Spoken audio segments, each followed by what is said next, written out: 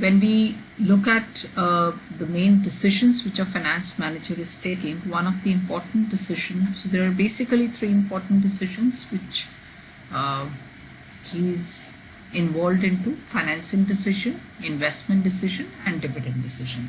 For any business organization, it is very important for them to first arrange for funds, first look at that what are the sources of finance and from where they can generate funds for their newly started business or for their existing business. So generation of funds or accumulation of funds from various sources of finance is almost all the time companies have to look at it at different stages. Different types of sources of finances are available, and which source of finance is available at which cost, that is very important for them to understand. So these sources of finance can be classified into various categories. One of the way of categorization is to categorize these sources into long-term sources, medium-term sources, and short-term sources of finance. So if we look at this categorization, now for any business to start with, promoter has to bring in capital, which is known as owner's capital, promoter's capital, or for any business, initial capital is invested by the owners of the company or the shareholders of the company or the promoters of the company. So that capital is known as share capital.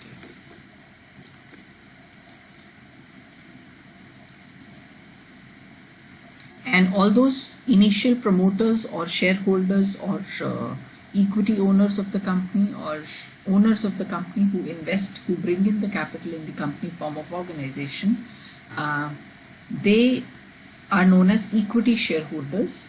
And for equity shareholders, there are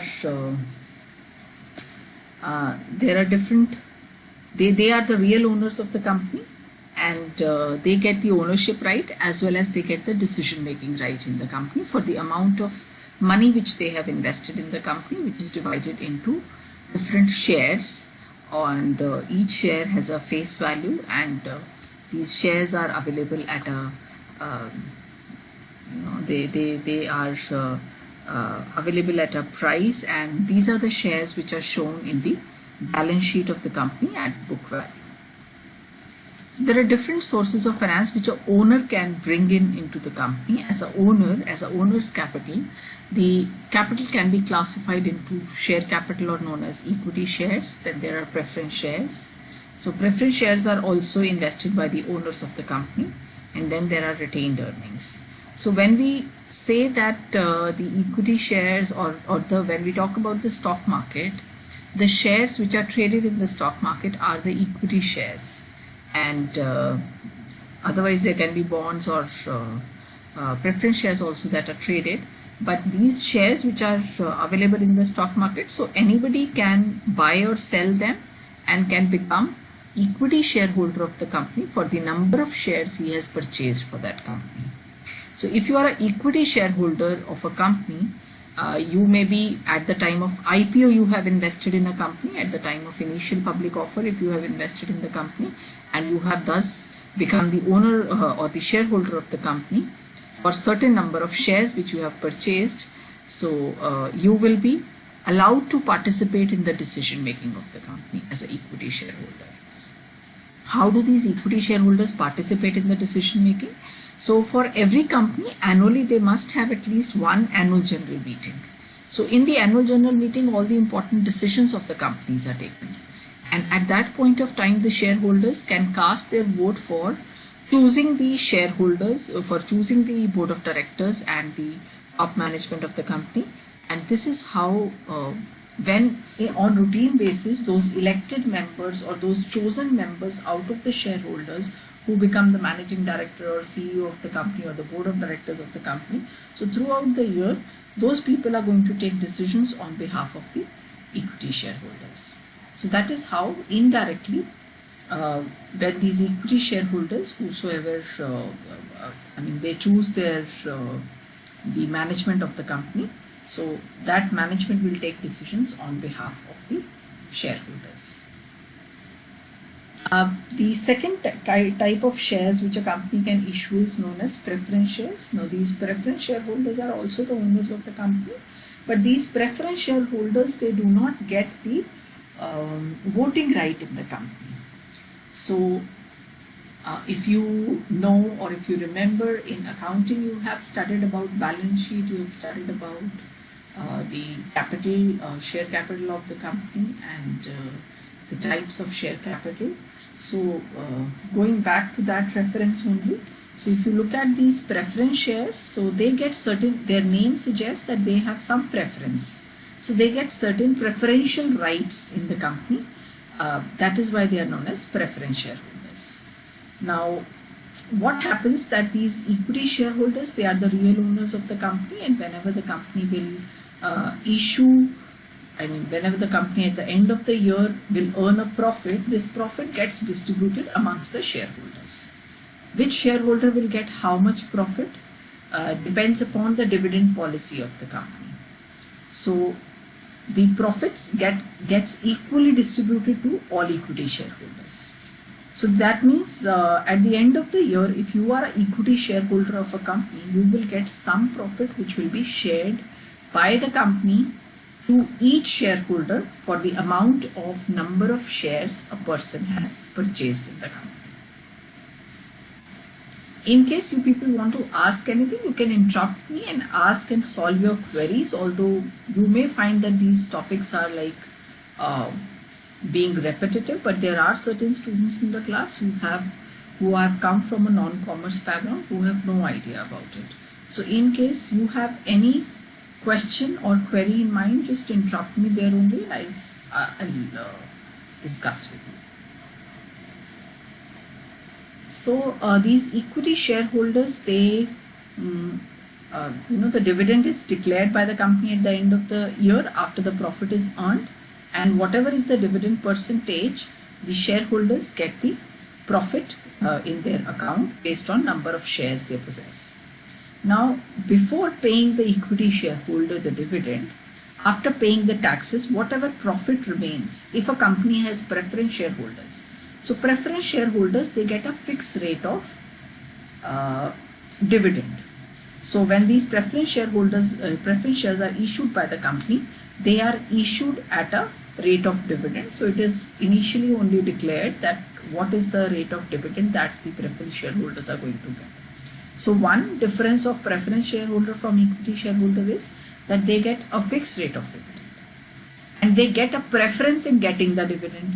So they will be paid dividend first, and after that whatever profit will remain, if there will be any profit which remains, then it will be equally distributed to all the equity shareholders.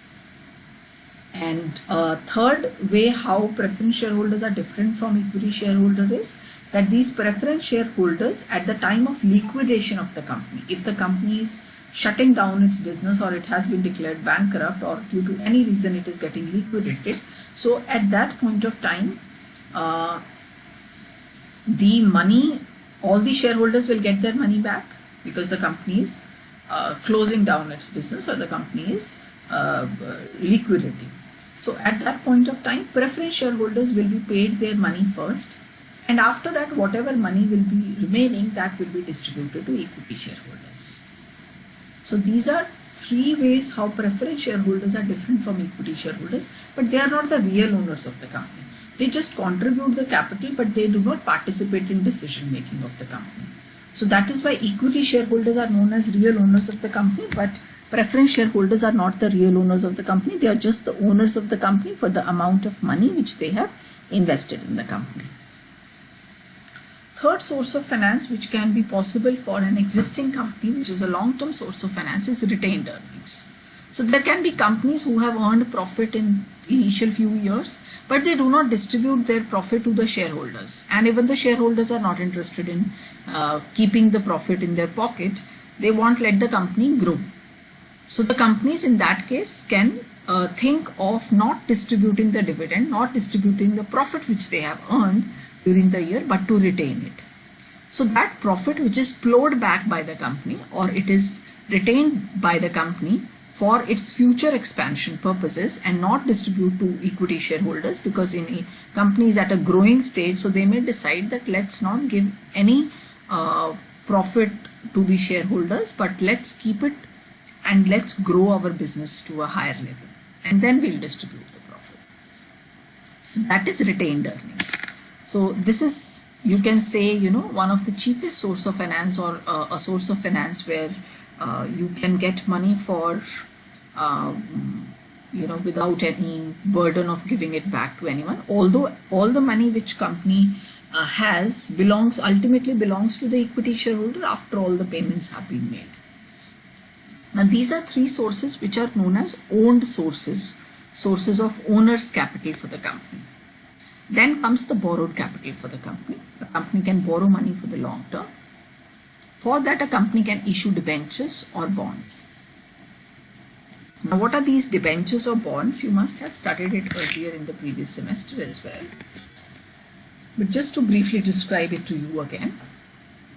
So bonds or debentures are the sources of borrowed capital. There are different types of debentures which a company can issue. If the company wants to ask the general public to lend money to them, so it can issue a bond or a debenture, and these are just like shares. These are issued in the stock market, in the primary market, and are available in the secondary market as well, where the companies can issue the bond for a long period of time, or a debenture for a long period of time. It carries a fixed rate of interest, and it is a kind of loan from general public. So anybody who wants to lend money to the company, so they can purchase these, or they can subscribe to these bonds and debentures. So when an investor invests in the debentures of the company, he gets fixed rate of interest, and it is usually secured. So his the risk of the debenture holder or the investor is very less in case of debentures as compared to the amount of risk which an equity shareholder will take, because equity shareholder will become the owner of the company, but a debenture holder becomes a lender to the company, and he has lent money for some time, for a fixed time duration, and at the time of maturity the company will pay him the interest as well as the principal back. And in case the company is not able to pay, so it is like a financial cost for the company. It is like a loan which has been taken from general public. So in case a company at the, if you remember that when we prepare a profit and loss account, on the left hand side of the profit and loss account, or the expenditure side of the profit and loss account, we show it as a financial expense. Interest on loan, interest on debentures, interest on bond. So all that is deducted as an expense from the income of the company before calculating the net profit. So since it is a cost to the company, and these debenture holders or the lenders, they are not concerned with whether the company is earning profit or not, whether the company is into losses or is into profits, their money has to be paid. Their interest on the loan which has been given to them has to be paid on time. So that is why these are more secured. These carry less risk as compared to the amount of risk which equity shareholder will get. So company can take loan from banks, financial institutions at the rate of interest which is prevailing. Company can go for venture capital funding. Now venture capital funds or venture capital firms, they provide funding to very risky businesses to whom banks or financial institutions are not ready to provide loans. So these are the companies, venture capitalists, so they provide funding to risky ventures or entrepreneurs, and they can provide capital in the form of a loan, they can provide owner's capital, they can provide expertise as well as the capital, so that, or they can have a partnership. Partnership means they can have a proportion in the ownership of the business, and later on when the business will become successful, they can leave the company. Asset securitization is another method of raising the sources of finance for an existing company. So companies like banks and other financial institutions who have on their asset side loans and other debtors and other such liabilities, such payments to be received. So those debtor related assets, so they can get these assets converted into cash and use it as a capital, or can issue bonds based on that. So this process is known as asset securitization, and the asset reconstruction companies are the one who are converting these assets into securities and then raising the sources of money for the companies who already have on the asset side of balance sheet some debtors in their books or some loan accounts in their books. Then money can be raised from American depository receipts or global depository receipts. Now these global depository receipts and American depository receipts are when any MNC company is issuing shares in the foreign stock exchanges or in the foreign markets. So if the shares are issued in the American market, so they are known as American depository receipts. These are equity shares, owner's capital, which is issued in the American market. And if these shares are issued in any other global market apart from US, so they are known as global depository receipts. So that is also a way of issuing, raising sources of finance. For under the medium-term sources of finance, there are preference shares which can be issued for a period of less than up to 5 years or a fixed duration. So preference shares are also issued for a fixed duration. Debentures are issued for a fixed duration. So if this duration is medium term, or is it like between 5 to 10 years or up to 5 years, so then we call it as a medium term source of finance, where the company is raising this money for a medium time period. Then company can take public deposit or fixed deposit for a fixed duration of 3 years. It can take loans from a commercial bank, from financial institutions, from state finance corporation. It can go for lease financing or hire purchase, and take some external commercial borrowings, or go for euro issues by issuing bonds in the European markets. So such an issue is known as a euro issue. There are short-term sources of finance. If company needs money for a short-term period, it can use trade credits, which can be in the form of asking your, raising creditors. That means borrowing goods on credit. It can take a short-term loan. It can use overdraft facility. It can take a fixed deposit for a period of 1 year or less. It can take advances which they receive from customers, or any short-term provisions can be created for using money for a short period of time. So basically, out of all the sources of finance, if we talk about the permanent sources or owned sources of finance, we have share capital and retained profits. And under the borrowed sources, we have debentures, long-term loans, seed capital provided by venture capital companies, medium-term loans, public deposit, working capital loans, bill discounting, overdraft facility, commercial papers which are for a short period of time if they are these companies are allowed to issue, and trade credit.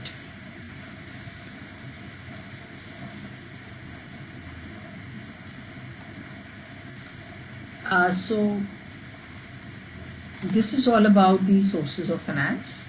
In case you have any questions related to it, you can ask. Any doubts, any clarification, any questions related to